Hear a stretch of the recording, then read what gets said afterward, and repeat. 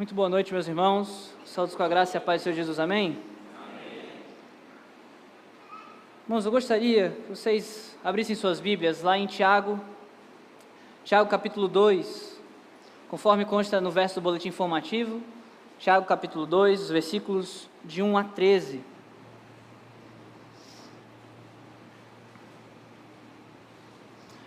Gostaria que você observasse de maneira atenta o que o texto diz. O texto diz o seguinte: meus irmãos, não tenhais a fé em nosso Senhor Jesus Cristo, Senhor da glória, em acepção de pessoas.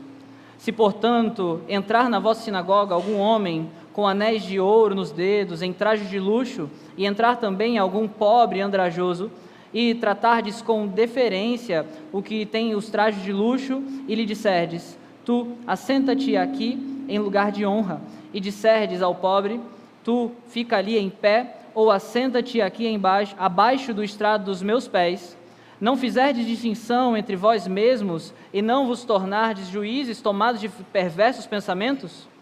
Ouvi, meus amados irmãos, não escolheu Deus os que para o mundo são pobres, para serem ricos em fé e herdeiros do reino que ele prometeu aos que o amam? Entretanto, vós outros menosprezastes o pobre. Não são os ricos que vos oprimem, e não são eles os que vos arrastam para os tribunais? Não são eles os que blasfemam o bom nome que sobre vós foi invocado? Se vós, contudo, observais a lei régia, segundo a Escritura: amarás o teu próximo como a ti mesmo, fazei bem. Se, todavia, fazeis acepção de pessoas, cometeis pecado, sendo arguidos pela lei como transgressores. Pois qualquer que guarda toda a lei, mas tropeça em um só ponto, se torna culpado de todos. Porquanto aquele que disse: não adulterarás, também ordenou: não matarás. Ora, se não adulteras, porém matas, vens a ser transgressor da lei.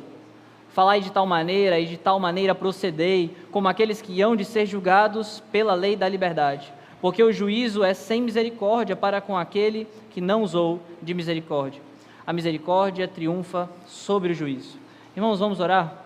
Senhor Deus, nós somos gratos, ó Pai, porque nós estamos aqui, ó Deus, nesse momento para ouvir a Tua santa palavra, ó Deus, para ouvir a Tua voz, e é o que nós pedimos nesse momento, que o Senhor fale aos nossos corações, ó Deus, que o Teu Santo Espírito, Ele abra e ilumine as nossas mentes, ó Deus, a fim de compreender a mensagem dessa noite, a fim de compreender o Evangelho, ó Deus, e a fim de nos fazer menos pecadores, ó Deus, a fim de nós sermos menos como esses que favorecem pessoas em detrimento de outras, ó Deus. Nós pedimos o Teu auxílio nesse momento, o auxílio do Teu Santo Espírito, e é no nome do Teu Filho amado Jesus, ó Deus, no poder do Teu Santo Espírito, que nós te agradecemos e nós pedimos a Sua presença nesse momento conosco. Amém. Irmãos, quando nós olhamos para esse texto, eu gostaria de tratar esse texto com vocês em duas porções. Eu queria que vocês voltassem rapidamente ao capítulo anterior para a gente compreender algumas coisas que Tiago vai se referir aqui.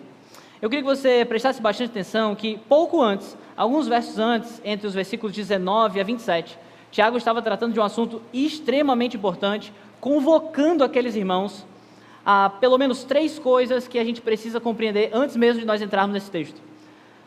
Esses irmãos acabaram de ser chamados. Primeiro, lá no versículo 22, se você puder olhar para ele, o versículo diz o seguinte: tornai-vos, pois, praticantes da palavra, e não somente ouvintes, enganando-vos a vós mesmos.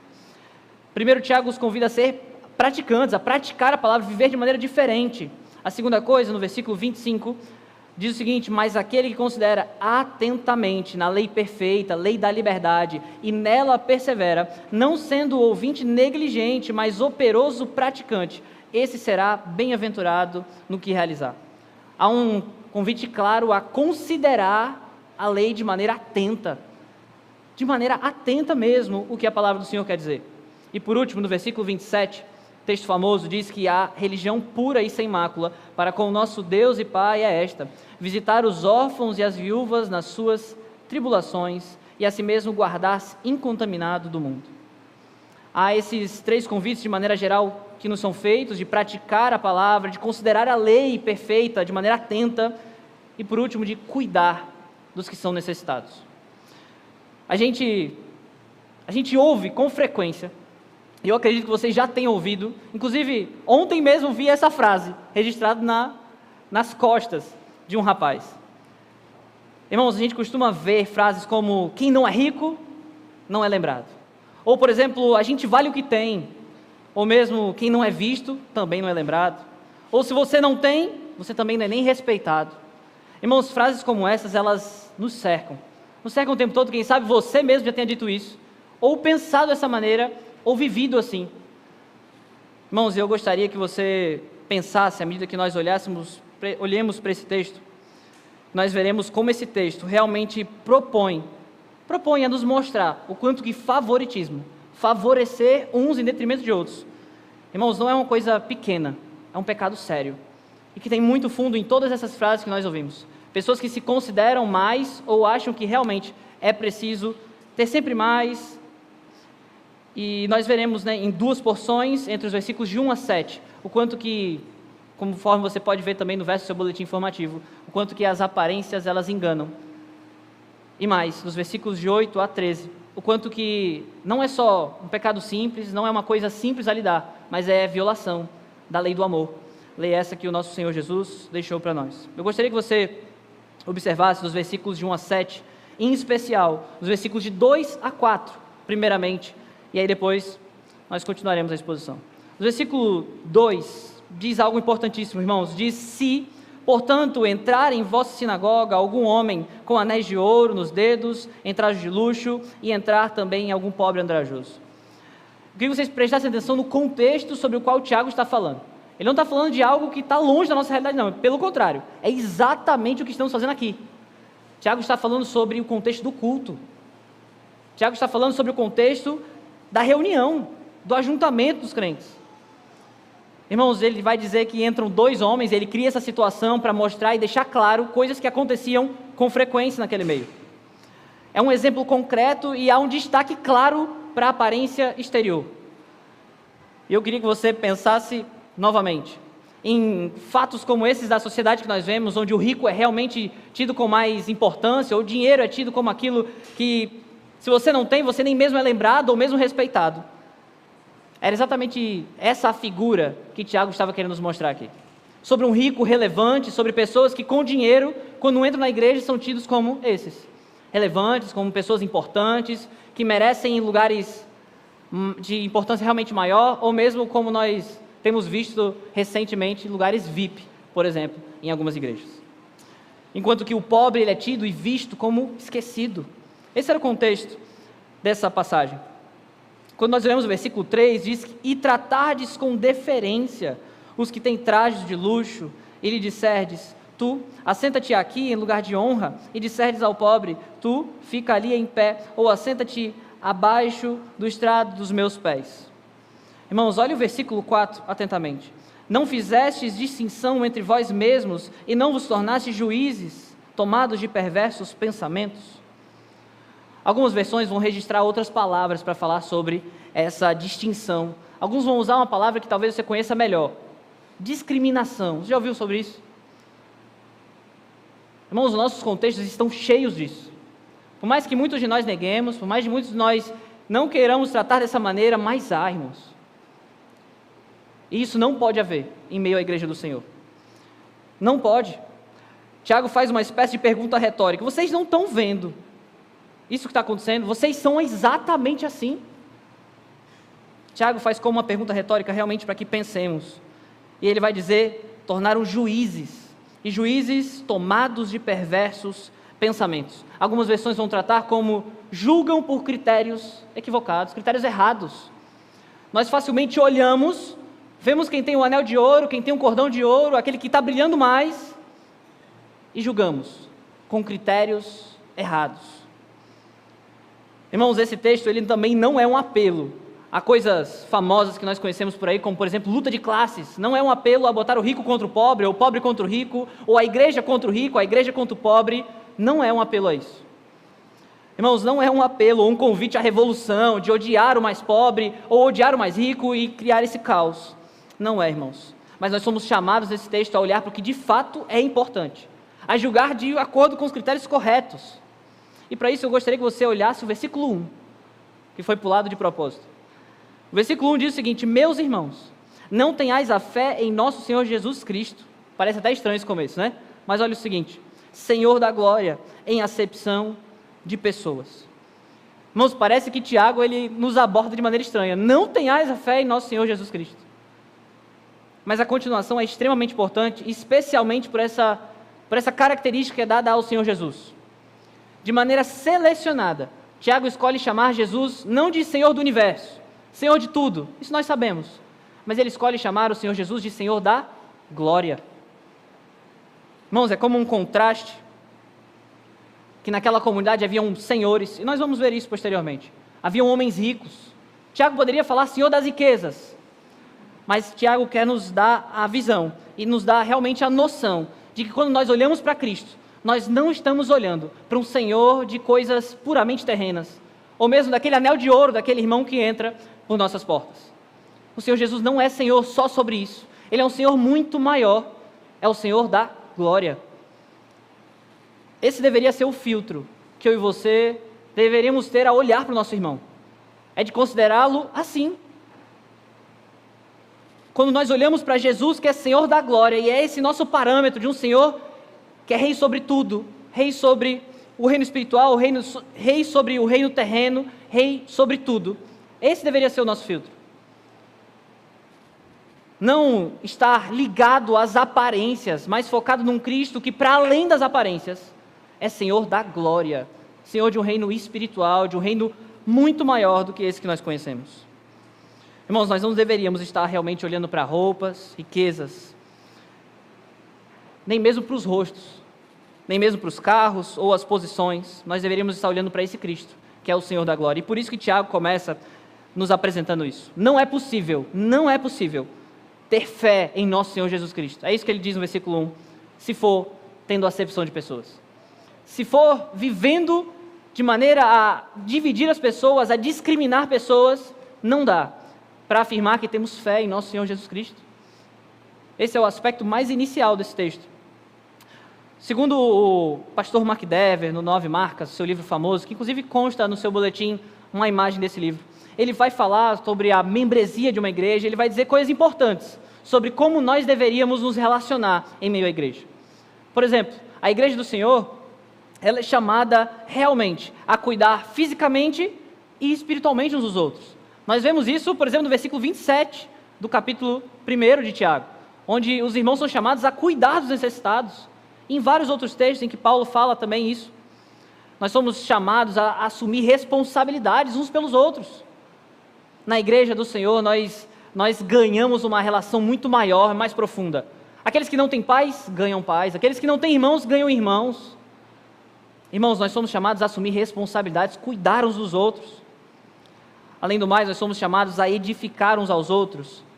E mais, suportar uns aos outros. Irmãos, essa palavra é difícil, mas eu queria que você rapidamente corresse ao texto lá de 1 Coríntios, 1 Coríntios capítulo 6, e observasse outra coisa acerca de suportar. 1 Coríntios capítulo 6, versículos de 1 a 7, olha bem o que o texto diz. Aventura-se alguém de vós, tendo questão contra outro, a submetê-lo a juízo perante os injustos e não perante os santos? Ou não sabeis que os santos hão de julgar o mundo? Ora, se o mundo deverá ser julgado por vós, sois acaso indignos de julgar as coisas mínimas? Não sabeis que havemos de julgar os próprios anjos, quanto mais as coisas dessa vida? Entretanto, vós, quando tendes a julgar negócios terrenos, constituis um tribunal daqueles que não têm nenhuma aceitação na igreja. Para vergonha vos digo, não há, porventura, nem ao menos um sábio entre vós que possa julgar no meio da irmandade? Mas irá um irmão a juízo contra o outro irmão, e isso perante incrédulos? Ou só existir entre vós demandas já é completa derrota para vós outros? Porque não sofreis antes a injustiça? Porque não sofreis antes o dano? Mas vós mesmos fazeis a injustiça e fazeis o dano, e isso aos próprios irmãos. Ou não sabeis que os injustos não herdarão o reino de Deus? Não vos enganeis, nem impuros, nem idólatras, nem adúlteros, nem efeminados, nem sodomitas, nem ladrões, nem avarentos, nem bêbados, nem maldizentes, nem roubadores herdarão o reino de Deus. Irmãos, preste bem atenção no que esse texto está dizendo. Quando a gente pensa em suportar o irmão, é até mesmo nesse contexto, no contexto mais jurídico da coisa. Se você tem algo contra o seu irmão, resolva. Não é preciso, irmãos, que nós levemos adiante, que nós levemos a justiça comum, por exemplo. Nós podemos resolver como irmãos na fé, sem causar escândalo para o Evangelho, por exemplo.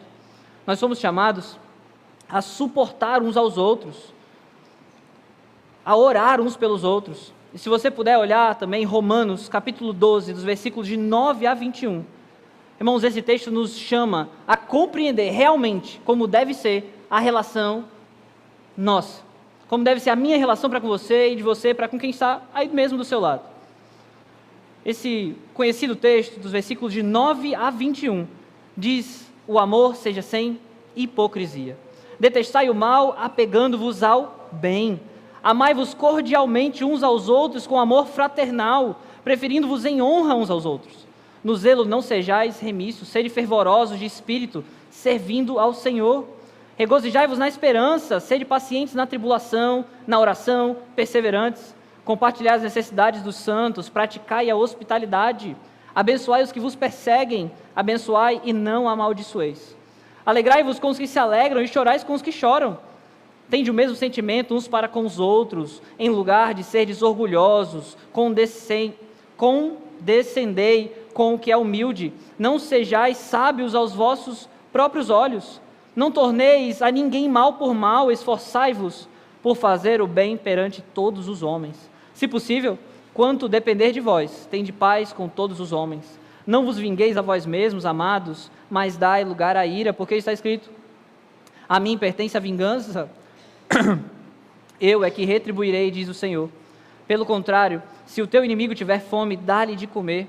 Se tiver sede, dá-lhe de beber, porque fazendo isso, amontoarás brasas vivas sobre a sua cabeça. Não te deixes vencer o mal, mas vence o mal com o bem.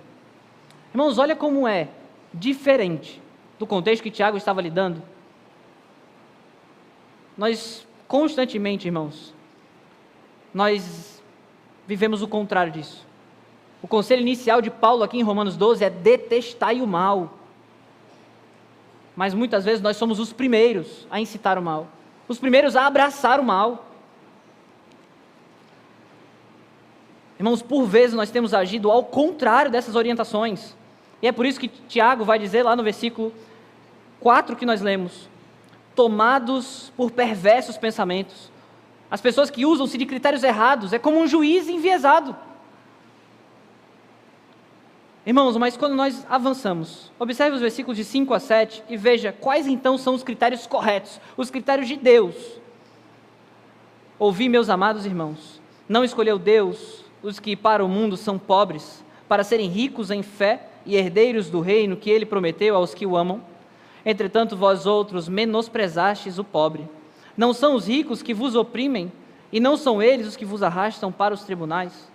Não são eles os que blasfemam um bom nome que sobre vós foi invocado? Irmãos, esse texto nos leva a pensar como é que Deus olha então para o rico e para o pobre. Irmãos, a gente tem um texto famoso registrado em 1 Samuel capítulo 16, o versículo 7 em especial, diz o seguinte: porém o Senhor disse a Samuel: não atentes para a sua aparência, nem para a sua altura, porque o rejeitei. Porque o Senhor não vê como o homem. O homem vê o exterior, porém o Senhor, o coração. Irmãos, Samuel tinha visto primeiro o outro.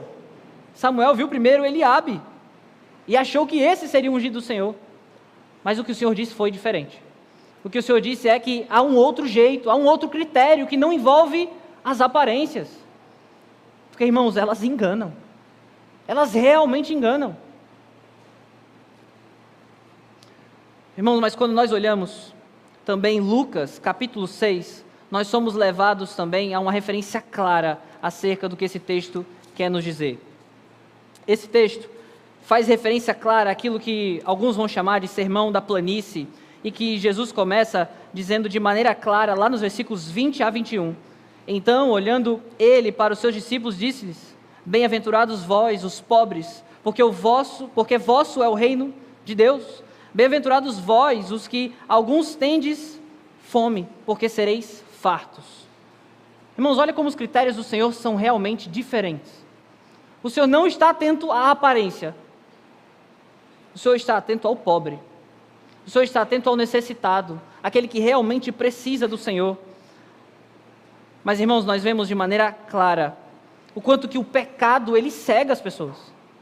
Ele cega as pessoas. Observe os versículos 6 e 7 do capítulo 2 de Tiago. Ele diz: entretanto, vós outros menosprezastes o pobre. Não são os ricos que vos oprimem, e não são eles os que vos arrastam para os tribunais? Não são eles os que blasfemam o bom nome que sobre vós foi invocado? Irmãos, aqueles irmãos a qual Tiago se refere, eles estão perdidamente cegos.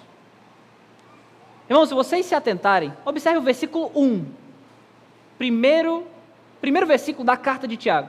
Tiago capítulo 1, versículo 1 diz o endereço, a quem é destinada essa carta. As 12 tribos que se encontram na dispersão. Esses não eram irmãos ricos. Esses não eram irmãos que tinham sua vida feita. Eram irmãos judeus, irmãos que estavam conhecendo o Evangelho, irmãos que viviam na dispersão. Eles não tinham a sua casa bem estabelecida. Eram irmãos que provavelmente enfrentavam várias das dificuldades.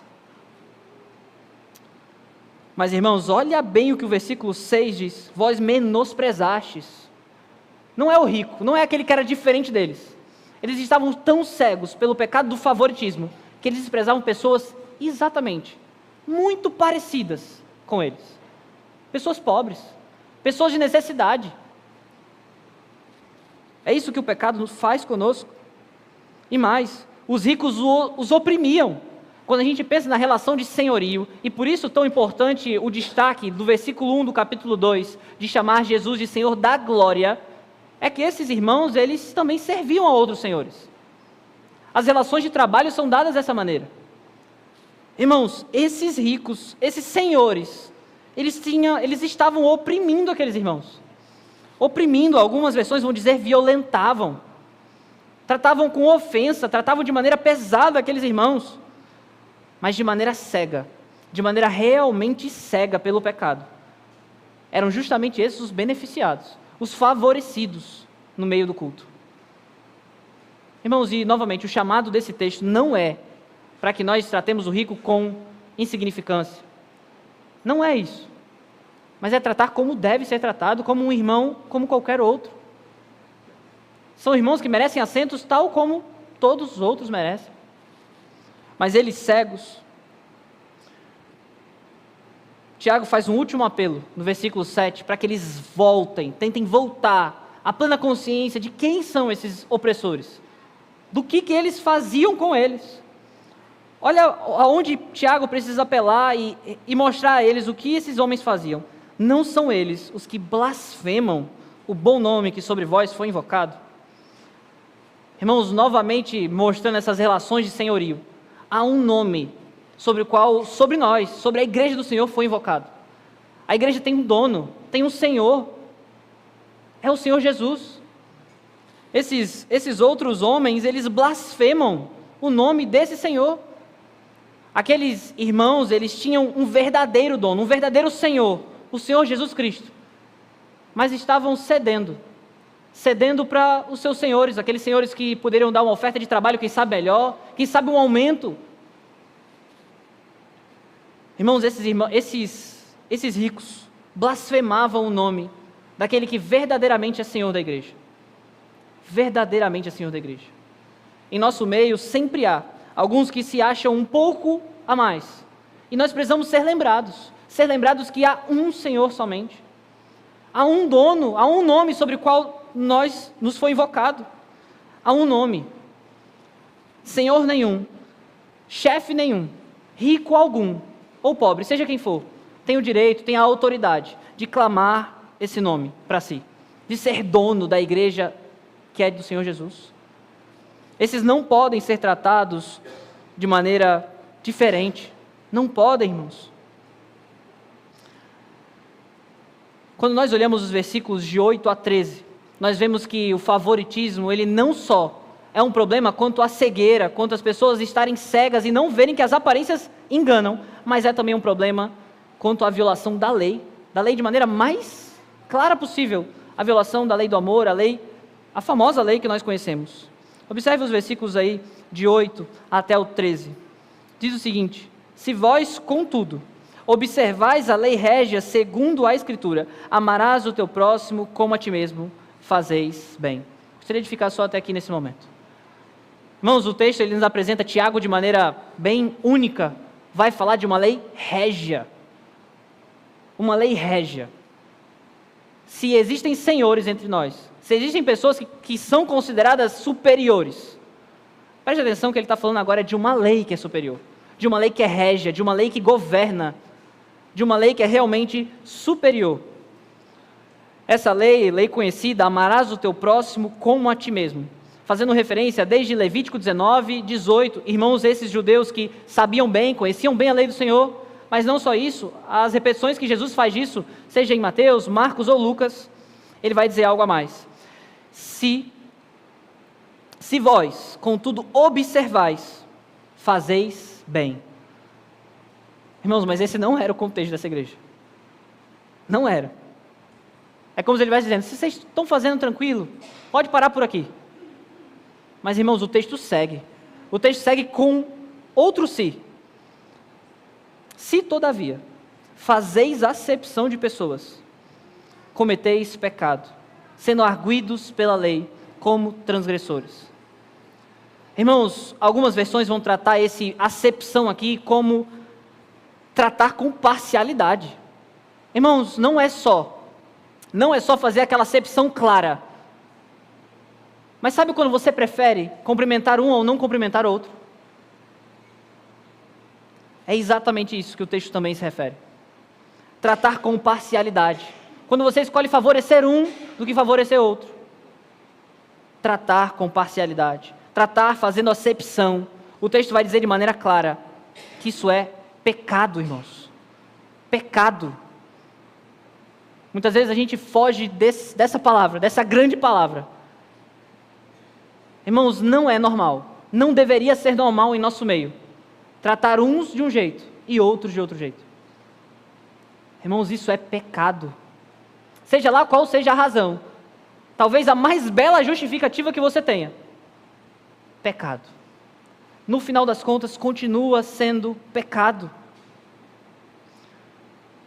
Nós seremos arguidos pela lei. E agora o tom do texto muda todo para isso. O tom do texto muda todo em direção a aquele que age dessa maneira. Irmãos, seremos julgados, se assim procedermos. Seremos pesadamente julgados. Olha bem o que o versículo 9 ainda diz. Sendo arguidos pela lei como transgressores. Pense bem naqueles que se dobram diante das riquezas, ou dos ricos dessa terra, ou aqueles que vivem segundo aquele lema de quem não é visto não é lembrado, por exemplo. Irmãos, esses que vivem segundo essas distinções, segundo esses meios de favorecer, cometem pecado. E isso não é coisa simples. Irmãos, isso é oposto diretamente ao que é o Evangelho. Eu queria lembrar você sobre o que Deus fez por você. Irmãos, Deus veio em nossa direção. Deus foi em direção ao pecador. Deus vai em direção ao pecador. Ele veio em nossa direção e nós temos feito justamente o contrário para com o nosso próximo. Nós temos diante de nós e nós conhecemos bem. Nós professamos isso de maneira clara. É que nós temos um Senhor que veio em nossa direção, um Senhor que morreu, viveu e morreu por nós. E nós fazemos justamente o contrário. Para aqueles que nós vemos, de vez em quando trocamos olhares, mas sequer nos relacionamos. Irmãos, isso não é uma bobeira, não é uma coisa simples. Isso é diretamente oposto àquilo que Deus fez por mim e por você. Só basta errar nesse ponto, e eu queria que você observasse o versículo 10. Pois qualquer que guarda toda a lei, mas tropeça em um só ponto, se torna culpado de todos. Irmãos, não é preciso errar muito. Não é preciso ser preconceituoso em níveis extremos. Só basta errar um pouquinho. Só basta agir com acepção, com distinção, com preferências para uns ou para outros. Nós já somos tratados como culpados, inteiramente culpados, completamente culpados. Irmãos, é muito pesado, e observe o peso que é dado no versículo seguinte. Portanto, aquele que disse, não adulterarás, também ordenou, não matarás. Ora, se não adulteras, porém matas, vens a ser transgressor da lei. Olha a comparação que o Tiago faz. Se você acha, e eu acredito que você acha, que adultério é um problema sério. É um problema sério. Se matar é um problema sério. Matar é um problema sério. Irmãos, não trate como se fosse pouca coisa. Tratar irmãos com preferência. Outros com desprezo. Não trate. Não trate dessa maneira, porque o texto diz de maneira clara que só basta errar um pouquinho e você já é culpado desses pecados que nós consideramos muito maiores. Quem sabe muito mais pesados, mal vistos.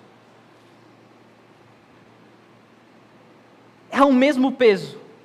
Adulterar, matar, favorecer, desprezar, seja lá qual seja o sinônimo que você queira dizer, ou mesmo a desculpa que você queira levantar para o seu pecado, é pecado.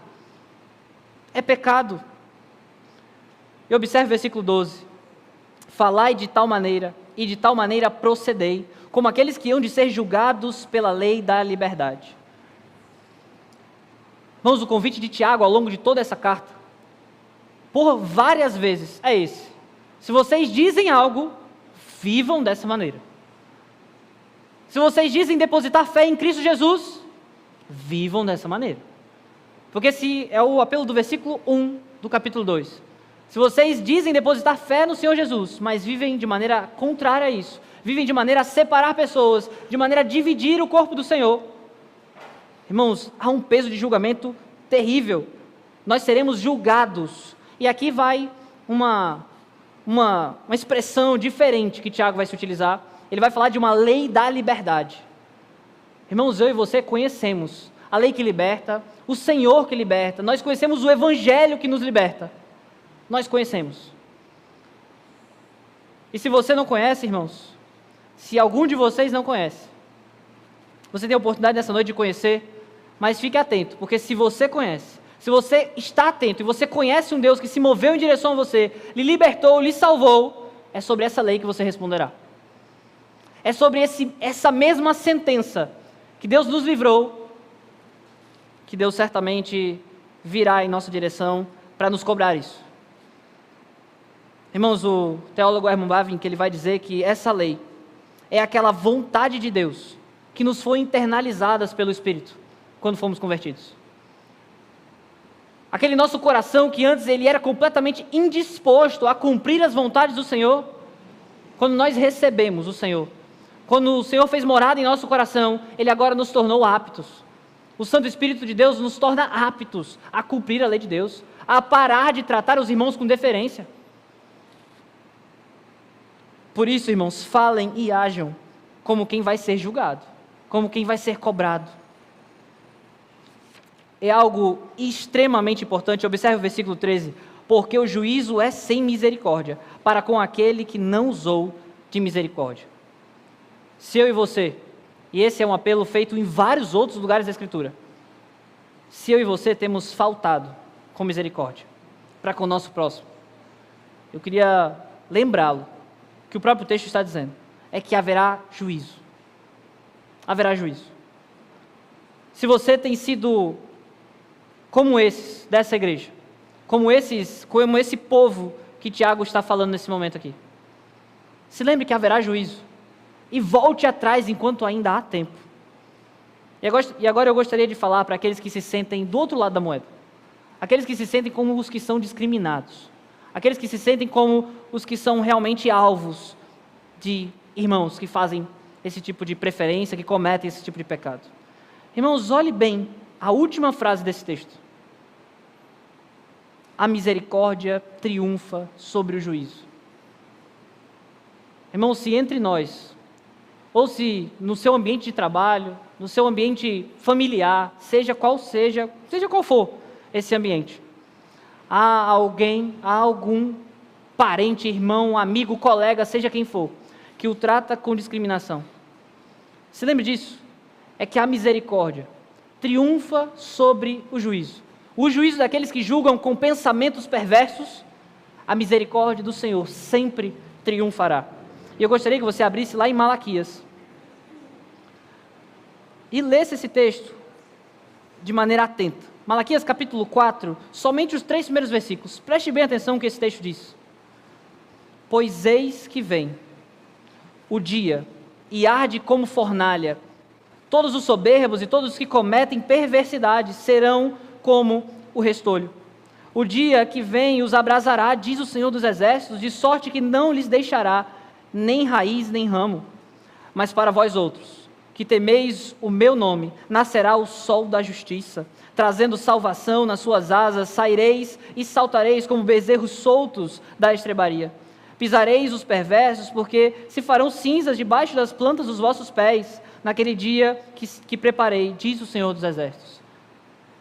Irmão, se você realmente se sente alvo de problemas sérios como esse, de pecados de irmãos, se lembre que nascerá o sol da justiça. Nascerá o dia, aparecerá o dia em que não haverá mais isso, irmãos. Não haverá mais discriminação, não haverá mais nenhum tipo de acepção de pessoas.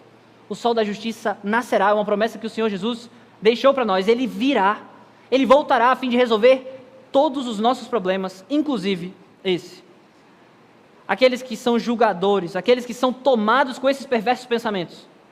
E eu espero que não seja o meu e o seu caso. Irmãos, eles não triunfarão. Eles não triunfarão. Eu gostaria de relembrar com vocês e deixar isso registrado para que a gente encerre. É que por mais que você e eu ache que coisas que nós vemos são importantes, irmãos, elas são enganosas. Facilmente, o rico nos engana. Facilmente, aquele que nós depositamos muita esperança de não, ele é diferente. Muitas vezes, nossas expectativas são quebradas, porque nós depositamos expectativas de maneira equivocada. Os nossos critérios estão errados. Nós deveríamos tomar um pouco mais de cuidado à medida que nós nos relacionamos e relembrar aqueles conselhos de Romanos capítulo 12. Um amor que é com misericórdia, um amor que é cordial, um amor que trata com honra aquele que está sentado do seu lado. É assim que deveria ser a nossa relação, e é assim que deve ser a nossa relação na igreja. E mais, irmãos, nós não nos relacionamos com o rico como, e eu volto a dizer isso, porque algo está extremamente em voga em nossos dias, como se fosse o bem contra o mal. Não é assim. Não é luta de classes mesmo, irmãos.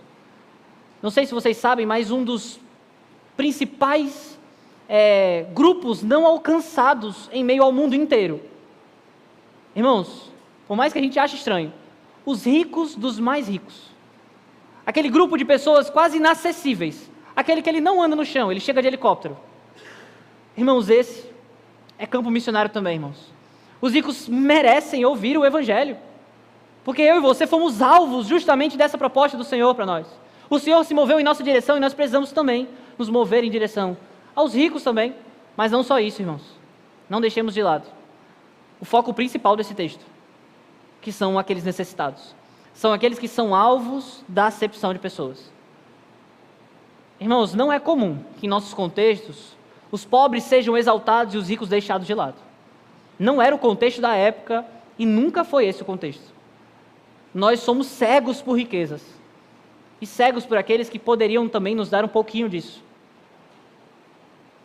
Nós deveríamos nos relacionar com os pobres de maneira mais efetiva, de maneira mais assertiva e, sem dúvida, irmãos, de maneira muito mais misericordiosa. Sem dúvida, de maneira muito mais misericordiosa. E por final, eu gostaria que você se lembrasse, e jamais se esquecesse disso, é que Cristo Jesus não nos trata, e não nos tratou em acepção. Não nos tratou em acepção, irmãos. Eu gostaria que você saísse daqui com essa esperança, certo disso, de que o Senhor Jesus não te olhou como você se olha no espelho. Às vezes, cabelo assanhado, às vezes cabelo penteado, às vezes com um hálito um pouco difícil. O Senhor Jesus não nos olha dessa maneira, irmãos.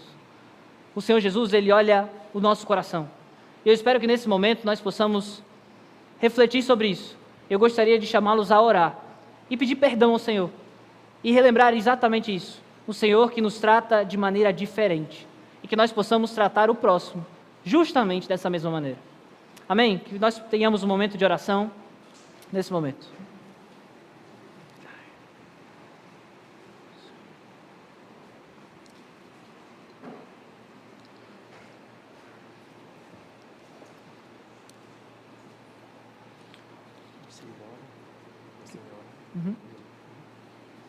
Senhor Deus, nós pedimos a Tua misericórdia sobre nós, Senhor.